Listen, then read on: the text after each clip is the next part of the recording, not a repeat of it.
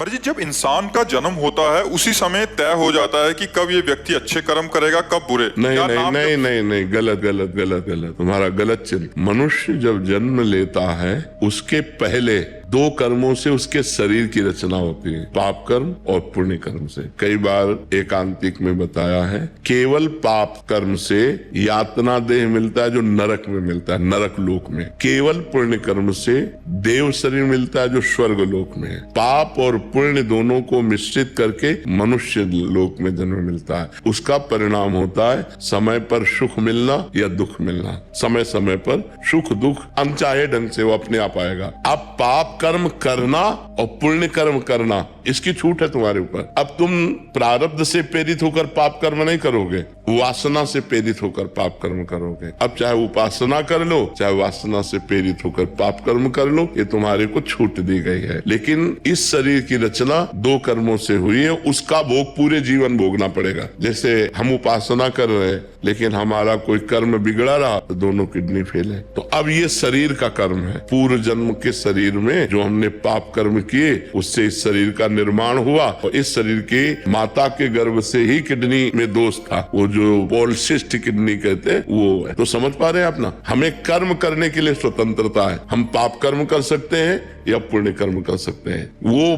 प्रारब्ध से नहीं प्रेरित है, वो पहले से निश्चय नहीं है। पहले से निश्चय सुख और दुख, पाप का फल दुख और पुण्य का फल सुख। आप समझ रहे? नहीं तो जैसे पाप का फल दुख है तो वर्तमान में पाप कर रहा है लेकिन वो सुखी है, क्योंकि उसके पूर्व पुण्य का फल उसको मिल रहा है। वर्तमान में कोई पुण्यात्मा धर्मात्मा है लेकिन वो दुख भोग रहा है क्योंकि उसके पूर्व के पाप का फल उसे भोगने को मिल रहा है। समझ पा रहे हैं आप?